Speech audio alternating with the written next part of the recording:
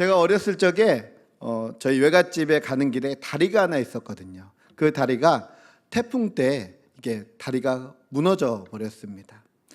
그 다리가 복구되는 기간이 한 1년 정도 걸렸는데요. 그 다리가 있었을 때는 저 외갓집 앞에까지 시내버스가 이게 들어가게 돼서 버스를 타고 가면 되는데 이제 다리가 부러지니까 이 버스가 저희 외갓집 동네를 아예 가지 않게 된 거예요. 그래서 먼 길에서 내려서 그 길을 걸어가야 합니다. 30분 정도 걸어가야 되는데요.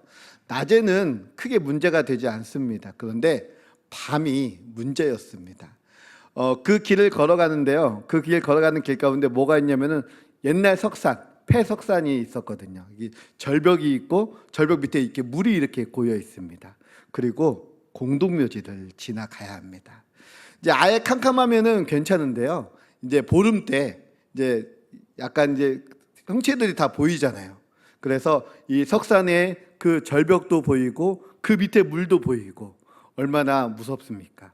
그런데 더 무서운 것은 이 공동묘지예요. 공동묘지, 예전에 저희 동네에서는 이 묘를 묘똥이라고 불렀거든요. 이렇게 소똥을 이렇게 엎어놓은 것처럼 이 묘의 이 형태들이 이렇게 보이는 거예요. 그 길을 걸어갈 때마다 얼마나 무서웠는지, 그래서 늘 이렇게 어머니 손을 꼭 잡고 걸어갔던 기억이 납니다. 저희 어머니와 제 동생과 이렇게 셋이 걸어가는데 그런 모습들이 보여지는 거예요. 너무나 무섭잖아요. 그래가지고 가고 있는데 저희 어머니 계속 이렇게 말씀하시는 겁니다. 아버지, 아버지. 그러니까 저희 어머니 습관적으로 아버지를 많이 찾으시거든요. 하나님 아버지를 찾으십니다. 그래서 무사히 아무 일 없이 이렇게 외갓집에 도착했습니다. 그래서 저는 이제 어머니가 있었기 때문에 저도 든든했었죠. 무섭지 않았습니다. 그런데 저희 어머니가 외갓집에 딱 도착하자마자 하는 말씀이 무서워서 죽을 뻔했네 이러시는 겁니다. 우리가 인생을 살아갈 때 늘 이 길이 홀로 걷는 길이라면, 내가 경험해보지 못한 길이라면 늘 두려움과 염려와 근심이 생기는 것은 당연합니다. 어쩌면 이 길 가운데에 수많은 위험이 도사릴 수 있고 수많은 문제들이 닥칠 수 있습니다. 그럼에도 불구하고 그 길 가운데에 내가 홀로 걷는 것이 아니다면, 또 하나님께서 나와 함께 하신다는 것을 우리가 믿음으로 고백한다면 그 길은 결코 두려움과 염려와 근심의 길이 아닐 것입니다. 그 하나님이 나와 함께 하시기에 그 길을 넉넉히 이기며 걸어갈 수 있다는 것입니다. 하나님이 우리 하나님이신데 무엇이 무섭겠습니까? 하나님이 나의 하나님이 되어주시는데 무엇이 두렵겠습니까? 그 길을 승리하며 넉넉히 걸어갈 수 있다는 것입니다. 오늘 말씀에 보면 우리는 이 말씀을 통해서 이제 여호수아의 이야기를 보게 됩니다. 여호수아, 모세 이후에 지도자가 되어서 이제 이스라엘 백성들을 이 가나안 땅으로 이끌어야 합니다. 그런데 여호수아 1장 1절에 처음에 이렇게 기록하고 있습니다. 여호와의 종 모세가 죽은 후에로 시작합니다. 광야에서 40년 이스라엘 백성들을 이끌었던 모세의 죽음은 그들에게는 새로운 시작이었습니다.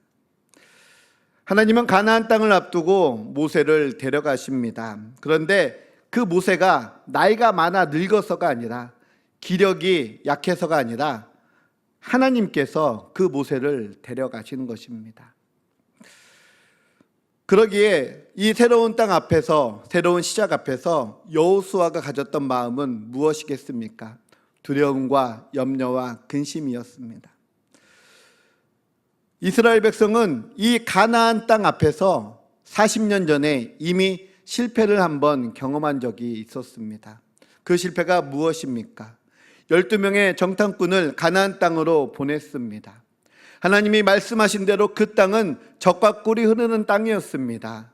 그리고 그 땅의 거민들은 크고 장대했습니다.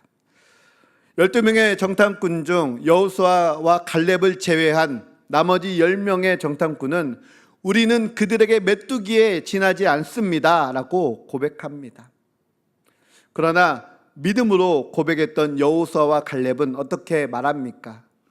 그들은 우리의 밥입니다 라고 이야기하는 것입니다. 결국 이것은 그들에게 닥친 현실이었습니다. 그들이 보기에도 메뚜기와 같았고 그들의 대적들은 장대하고 키가 큰 거인 족속이었습니다. 이 현실 앞에 이스라엘 백성들은 무너져 버리고 말았습니다. 결국 그들은 그 불평과 원망으로 인하여 40년 동안 광야 생활을 하게 되었습니다. 그러나 여호수아와 갈렙은 믿음으로 그 땅을 우리의 것이다 라고 말했다는 것입니다. 믿음의 사람들은 무모하거나 어리석지 않습니다. 왜 그렇습니까? 그들은 하나님의 말씀을 신뢰하기 때문입니다. 결국 이스라엘 백성은 불평과 원망으로 인하여 40년 동안 광야를 떠돌게 되었습니다. 40년이 지난 지금 이 가나안 땅은 어떻습니까? 그때 두려워했고 염려했고 근심했던 그 상황 그대로라는 사실입니다. 여전히 적과 꿀이 흐르는 땅이며 여전히 그 거민들은 크고 장대한 존재입니다. 그 당시 근동지방에 가장 강력한 군대를 가졌던 곳이 바로 가나안 땅이라는 사실입니다. 이제 지도자 모세도 없고 여호수아는 더 큰 두려움과 근심 가운데 직면할 수밖에 없었습니다. 그럼에도 불구하고 하나님께서는 어떻게 말씀하십니까? 일어나 요단을 건너라 말씀하십니다. 우리 말씀 한번 같이 보도록 하겠습니다. 2절 말씀입니다. 시작. 내 종 모세가 죽었으니 이제 너는 이 모든 백성과 더불어 일어나 이 요단을 건너 내가 그들 곧 이스라엘 자손에게 주는 그 땅으로 가라. 아멘. 40년 광야의 시간, 힘든 시간이었습니다. 그러나 그 광야의 시간 가운데에 그들은 하나님의 은혜를 경험했습니다. 이 시기는 이스라엘 백성들 가운데에 애굽을 지우고 세상의 가치를 지우며 오직 하나님의 은혜를 그 마음 가운데 새기는 귀한 시간들이었습니다. 이제 하나님께서는 그들에게 말씀하십니다. 일어나 요단을 건너 그 땅으로 가라 말씀하시는 것입니다. 하나님께서 이 말씀하신 대로 여호수아와 이스라엘 백성들은 그 가나안 땅을 향하여 달려나갑니다. 1절 말씀 우리 파란 부분만 한번 같이 한번 보겠습니다. 시작. 여호와께서 모세의 수종자 눈의 아들 여호수아에게 말씀하여 이르시되. 아멘. 그 시작 앞에서 하나님께서는 모세의 수종자 여호수아를 부르십니다. 여호수아는 광야 40년 동안 모세를 보필하며 훈련을 받았습니다. 그의 첫 등장은 출애굽기 17장 이 아말렉과의 전쟁 가운데 등장합니다. 출애굽기 17장 9절 말씀입니다. 같이 한번 읽겠습니다. 모세가 여호수아에게 이르되 우리를 위하여 사람들을 택하여 나가서 아말렉과 싸우라. 내일 내가 하나님의 지팡이를 손에 잡고 산 꼭대기에 서리라. 아멘. 모세와 아론과 훌은 산 꼭대기에서 이스라엘 백성을 향하여 중보했습니다. 그리고 여호수아는 칼을 들고 아말렉과 싸웠습니다. 그리고 그 이후에 여호수아의 모습은 모세의 수종자로서 모세의 종으로서 충성을 다하여 섬기는 모습을 보여줍니다. 충성스럽게 그 임무를 수행했다는 것입니다. 여호수아는 자신이 드러나지 않을 만큼 묵묵히 맡은 바를 다했습니다. 모세의 리더십에 도전하는 여러 사건들이 있었습니다. 그럼에도 불구하고 그 자리에서 여호수아는 변함없이 그 자리를 지키며 묵묵히 그 책임을 다했다는 것입니다. 모세의 권위에 대적한 수많은 사건들, 불순종하고 대적한 사람들이 망하는 것도 보았습니다. 광야 세대가 이렇게 40년이란 시간 동안에 사라지는 모습도 보았습니다. 수많은 위기의 상황 가운데에서도 그 리더십을 지킬 수 있었던 이유는 모세가 똑똑해서 모세가 잘나서가 아닙니다. 하나님이 그와 함께 하셨기 때문입니다. 여호수아는 그 모세 아래에서 그 모습을 지켜보는 것입니다. 그 리더의 모습을 보면서 하나님이 함께 하시는 모세의 모습을 보면서 여호수아의 그 믿음이 성장해 나가는 것입니다. 모세를 이어 여호수아의 리더십이 든든히 서갈 수 있는 이유도 마찬가지입니다. 하나님이 함께 하시기 때문입니다. 하나님은 약속해 주십니다. 내가 너와 함께 합니다. 그렇습니다. 하나님께서는 여호수아에게 이 약속을 하심으로 말미암아 여호수아 평생에 그와 함께 하시며 그에게 놀라운 은혜를 부어 주신다는 사실입니다. 그는 모세의 수종자로 잘 훈련되었고 이제는 하나님의 일꾼으로 성장하였습니다. 여호수아서 1장에는 모세의 수종자라고 소개하지만 여호수아서 마지막에는 이제 그는 모세의 수종자가 아닌 하나님의 수종자, 여호와의 수종자가 되어서 귀한 사명을 감당하는 모습을 보게 됩니다. 이 순종의 모습, 이 믿음의 모습이 바로 여호수아에게 능력이 되는 것입니다. 우리 2절 말씀 같이 한번 보도록 하겠습니다. 2절 말씀 우리 파란 부분만 같이 보겠습니다. 시작. 이제 너는 이 모든 백성과 더불어 일어나 이 요단을 건너 내가 그들 곧 이스라엘 자손에게 주는 그 땅으로 가라. 아멘. 하나님은 여호수아에게 모세가 죽었으니 이스라엘 백성들과 함께 그 땅을 건너가라, 요단을 건너가라 말씀하십니다. 이 땅은 아브라함 때에 약속된 땅입니다. 이미 600년 전에 그 조상 아브라함으로부터 이 땅을 약속받았고 그 약속이 이제 성취되는 그 과정 앞에 놓여 있습니다. 창세기 17장에 이렇게 기록하고 있습니다. 내가 너와 내 후손에게 내가 거류하는 이 땅, 곧 가나안 온 땅을 주어 영원한 기업이 되게 하고 나는 그들의 하나님이 되리라. 아멘. 하나님의 약속이 무엇입니까? 이 가나안 땅을 너희 후손들에게 주고 영원한 기업이 되게 할 것이다. 그리고 그뿐 아닙니다. 나는 너희의 하나님이 될 것이라 말씀하고 있다는 것입니다. 이제 이 600년간의 약속이 이루어지는 순간 가운데 있습니다.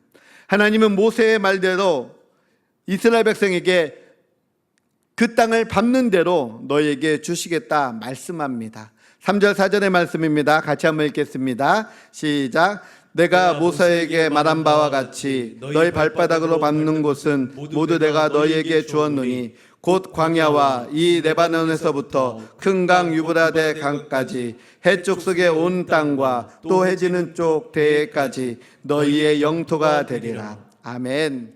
이 약속의 땅은 남쪽 광야에서부터 북쪽 레바논 산지 그리고 동쪽으로는 유프라데스가 그리고 서쪽으로는 지중해 연안까지 넓은 땅이 포함됩니다.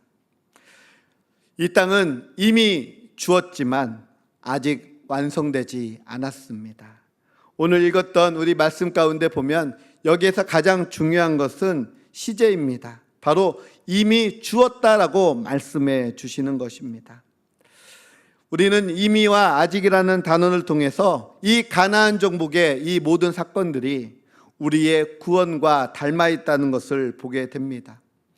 우리는 우리의 구원을 이야기하면서 하나님 나라 천국을 말하고 있습니다. 하나님께서 이스라엘 백성에게 약속하신 그 땅, 그리고 그들이 정복해야 된 그 땅, 바로 그 땅이 우리에게는 하나님 나라이기 때문입니다. 가나안 정복의 역사가 우리의 삶에 밀접한 영향을 미치는 것은 바로 이 땅이 우리가 정복해야 될 땅, 우리가 차지해야 될 하나님의 나라이기 때문입니다. 하나님이 우리에게 주시는 땅, 그 약속의 땅을 향해 우리는 믿음으로 나아가야 합니다. 이것이 우리가 믿음으로 살아야 될 이유이며 우리가 강하고 담대해야 할 이유입니다.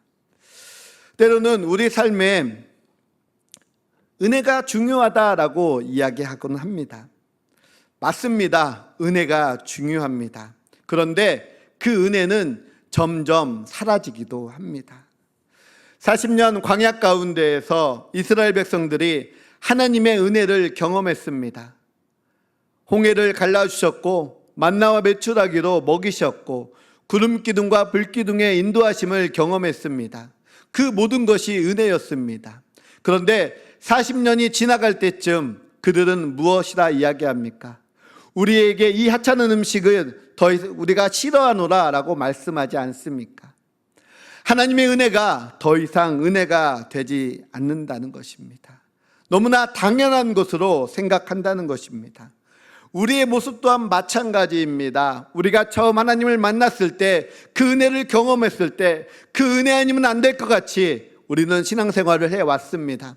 그러나 지금 우리의 모습은 어떻습니까? 은혜는 당연한 것이고 어쩌면 우리는 더 좋은 것을, 세상이 이야기하는 것을 우리 삶 가운데 원하고 있지는 않습니까? 사랑하는 성도님들, 우리의 성장을 위해서는 우리에게 믿음이 필요합니다. 우리에게 정복해야 될 땅이 있기 때문입니다. 세상 한가운데에 그 땅으로 인하여 우리의 믿음이 단단해지며 우리가 그리스도의 강한 군사로 훈련되어지기 때문입니다. 사랑하는 성도님들, 우리에게 믿음이 필요한 분명한 이유가 있다는 것입니다. 우리 여호수아 1장 5절 말씀 같이 한번 읽도록 하겠습니다. 같이 읽겠습니다. 시작. 내 평생에 너희 능히 대적할 자가 없으리니 내가 모세와 함께 있었던 것 같이 너와 함께 있을 것입니다. 내가 너를 떠나지 아니하며 버리지 아니하리니. 아멘. 여호수아는 어떤 약속을 받습니까? 바로 내 평생에 너를 대적할 자가 없으리니 라는 약속을 받습니다. 이 약속은 여호수아에게 큰 위로가 됩니다. 이스라엘 백성들을 이끌어야 하며 이제 모세가 없는 상황 가운데에 여호수아의 마음 가운데 있는 두려움과 염려와 근심이 내가 너와 함께 하겠다라는 하나님의 약속의 말씀에 따라 이 근심과 걱정들이 사라지는 것입니다. 그가 믿음으로 반응하며 믿음으로 나아갈 수 있는 이유가 되는 것입니다. 하나님이 여호수아에게 말씀하십니다. 강하고 담대하라. 이 메시지는 바로 하나님을 신뢰하라는 메시지입니다. 내가 너를 떠나지도 버리지도 아니할 것이다 라고 말씀하십니다. 이 약속은 분명한 하나님의 약속이십니다. 600년 전에 아브라함에게 하셨던 약속을 지키셨던 하나님께서 이제 여호수아와 약속하시며 내가 너와 함께함이라 그 약속 가운데에 하나님은 그 신실하신 약속을 이루어 가십니다. 앞으로 펼쳐질 여호수아의 이야기 가운데에 하나님께서 어떻게 역사하셨으며 어떻게 일하셨으며 어떻게 하나님의 놀라우신 은혜 가운데에 여호수아가 승리할 수 있는지를 우리는 말씀으로 보게 될 것입니다. 하나님은 우리를 버리지도 우리를 포기하시지도 않으시는 분이십니다. 여호수아를 사용하셨던 것처럼 우리를 사용하시며 여호수아를 부르셨던 것처럼 우리를 부르십니다. 강하고 담대하라. 모세는 여호수아에게 강하고 담대하라 말씀하시며 하나님께서 그에게 주신 사명을 상기시킵니다. 신명기 31장 7절 말씀에 이렇게 기록하고 있습니다. 모세가 여호수아를 불러 온 이스라엘 목전에서 그에게 이르되 너는 강하고 담대하라. 너는 이 백성을 거느리고 여호와께서 그들의 조상에게 주리라고 맹세하신 땅에 들어가서 그들에게 그 땅을 차지하게 하라. 아멘. 모세가 하나님께 받은 그 약속의 말씀을 여호수아에게 전달하는 것입니다. 그리고 이제는 하나님께서 직접 그 말씀을 전하십니다. 그 명령을 전하시는 것입니다. 6절 말씀 같이 한번 읽겠습니다. 시작. 강하고 담대하라. 너는 내가 그들의 조상에게 맹세하여 그들에게 주리라 한 땅을 이 백성에게 차지하게 하리라. 아멘. 이제 하나님의 약속, 하나님의 비전, 이 비전이 바로 여호수아에게 선포되는 것입니다. 오직 강하고 담대하라. 극히 강하고 담대하라. 하나님께서 이렇게 말씀하시는 이유가 무엇입니까? 쉽게 말하면은 너는 나를 믿어라. 나는 내 하나님이다 라고 말씀하시는 것입니다. 큰 두려움 앞에, 그 큰 땅 앞에 하나님은 너는 두려워하지 말라. 나를 믿어라. 나는 너의 하나님이 됨이라 라고 말씀해 주십니다. 우리가 잘 아는 것 같이 출애굽의 시작은 은혜였습니다. 홍해를 갈라주셨습니다. 만나와 메추라기로 먹이셨습니다. 구름 기둥과 불 기둥으로 그들을 인도하셨습니다. 이제 가나안 땅, 이제 요단을 건너는 것은 은혜가 아니라 오직 믿음입니다. 홍해는 은혜로 건넜지만 요단은 믿음으로 건너가야 하기 때문입니다. 요단뿐만 아닙니다. 그 가나안 수많은 견고한 성들을 정복하는 모든 과정에도 바로 믿음의 전쟁이라는 것입니다. 이제는 만나와 메추라기도 구름 기둥과 불 기둥의 은혜도 없습니다. 그러나 오직 하나님의 말씀만 붙들고 믿음으로 나아가는 것입니다. 하나님이 이미 그 땅을 주기로 약속하셨고 이제 우리는 그 땅을 차지하기만 하면 된다는 것입니다. 하나님은 여호수아에게 믿음을 요구하십니다. 이제 너희가 그 땅을 건널 때에 오직 믿음으로 가야 한단다. 하나님의 약속을 믿고 순종하는 삶을 살아야 된단다 라고 말씀하고 있는 것입니다. 오늘 본문 7절 8절 말씀 같이 한번 읽도록 하겠습니다. 오직 강하고 극히 담대하여 나의 종 모세가 내게 명령한 그 율법을 다 지키게 행하고 우로나 좌로나 치우치지 말라. 그리하면 어디로 가든지 형통하리니 이 율법책을 내 입에서 떠나가지 말게 하며 주야로 그것을 묵상하며 그 안에 기록된 대로 다 지켜 행하라. 그리하면 내 길이 평탄하게 될 것이며 내가 형통하리라. 아멘. 하나님께서는 여호수아에게 내게 주신 그 말씀, 그 율법의 말씀을 다 지켜 행하라 라고 말씀하고 있습니다. 그 말씀을 내 입에 두어 주야로 그 말씀을 묵상하라 말씀하고 있습니다. 믿음을 보여주는 방법은 바로 하나님의 말씀을 가까이 하며 하나님의 말씀대로 살아가는 것입니다. 사실 우리는 잘 알고 있습니다. 이 율법의 말씀을 지켜 행하라, 이 말씀이 얼마나 어려운 말씀인지 잘 아실 것입니다. 율법은 지키기가 어렵기 때문에 그렇습니다. 그렇다면 이 말씀처럼 하나님 말씀에 순종하며 믿음으로 살아갈 수 있는 방법은 무엇일까? 저는 이 말씀을 준비하면서 하나님, 우리 성도님들과 함께 은혜를 나누고자 하는데 진짜 믿음으로 살아갈 수 있는 정말 이 방법이 무엇입니까? 라고 제가 질문했습니다. 그때 하나님께서 이 말씀이 떠오르게 해주셨습니다. 바로 시편 1편의 말씀입니다. 우리 시편 1편 1절 2절 말씀 같이 한번 읽겠습니다. 시작. 복 있는 사람은 악인들의 꾀를 따르지 아니하며 죄인들의 길에 서지 아니하며 오만한 자들의 자리에 앉지 아니하고 오직 여호와의 율법을 즐거워하며 그의 율법을 주야로 묵상하는도다. 아멘. 이 말씀 가운데의 내용을 보면 우리가 금방 읽었던 여호수아 1장 7절 8절의 말씀이 또 중복되어서 기록되어 있는 모습을 보게 됩니다. 복 있는 사람들, 바로 믿음의 사람들이 어떻게 살아가야 되는지, 어떻게 믿음을 보여야 되는지 이 말씀을 통하여 증거하고 있기 때문입니다. 사랑하는 성도님들, 우리는 믿음의 사람들입니다. 복이 있는 사람들입니다. 복이 있는 사람들로서 이 세상 가운데 우리는 어떻게 살아가야 합니까? 바로 삶의 방식에서, 삶의 목적에서, 삶의 주인이 바로 하나님이심을 고백하는 것입니다. 시편 1편의 말씀에 기록되어 있는 것처럼 악인들의 꾀를 따르지 않는 삶, 바로 삶의 방식에서 하나님이 계산되는 삶을 살아가라는 것입니다. 늘 내 삶 가운데에 하나님이 살아계시며 하나님이 함께 하심을 경험하는 삶을 살아내야 된다는 것입니다. 사랑하는 성도님들, 내 삶 가운데 하나님이 함께 하십니다. 그리고 내 삶의 그 자리자리마다 하나님의 은혜가 있다는 것입니다. 나는 하나님이 아니면 설명되지 않는다라고 우리가 믿음으로 고백하는 것입니다. 두 번째, 죄인의 길에 서지 않는다라는 것은 무엇을 의미합니까? 바로 하나님이 원하시는 삶, 하나님이 목적이 되는 삶을 살아내야 된다는 것입니다. 하나님이 원하시는 삶, 하나님을 기쁘게 하시는 삶, 그 삶이 나의 삶의 목적이 되어야 된다는 것입니다. 사랑하는 성도님들, 우리는 무엇으로 살아갑니까? 오직 하나님의 영광을 위하여 살아가는 자들입니다.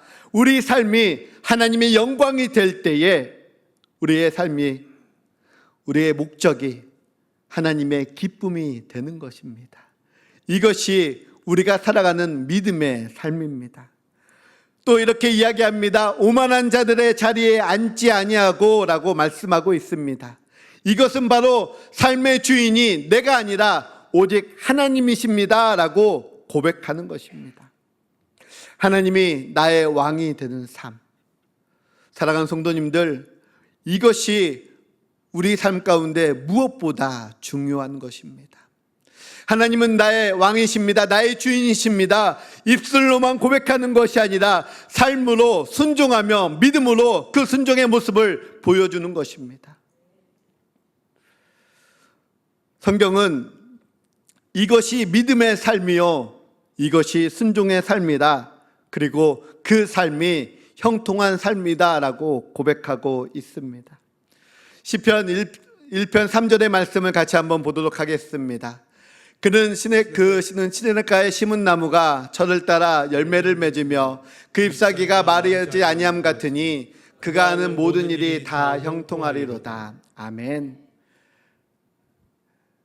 믿음으로 살았을 때에 그 삶이 형통하리로다 라고 고백하는 것입니다. 이 말씀은 여호수아 1장에도 똑같이 기록되어 있습니다. 우리 아까 읽었던 1장 8절 말씀입니다. 같이 한번 읽겠습니다.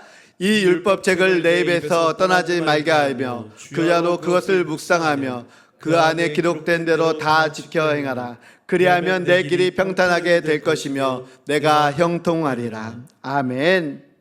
우리가 하나님의 말씀대로 살았을 때에, 믿음으로 살았을 때에 그 삶이 형통하리라 라고 우리는 고백하는 것입니다. 하나님의 말씀대로, 믿음대로 하나님의 은혜의 삶을 살았을 때 우리 삶이 형통했다라고 말씀하는 것입니다. 바로 이 형통은 믿음의 결과입니다. 요셉의 형통과 같이, 다윗의 형통과 같이 하나님과 함께함이 형통입니다. 믿음은 말로만 말하는 것이 아닙니다. 믿음은 순종이라는 반응이 나오게 되는 것입니다.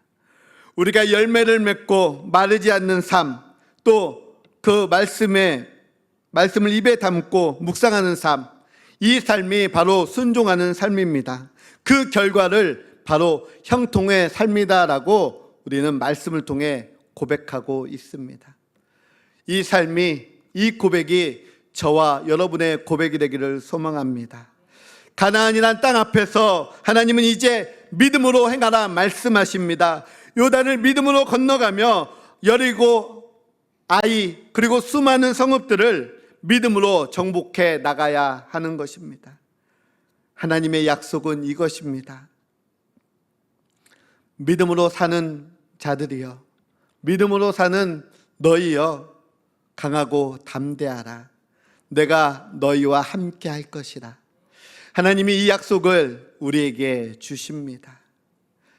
다시 한번 이 말씀을 하나님께서는 여호수아에게 주시며 또한 우리에게 주시는 것입니다.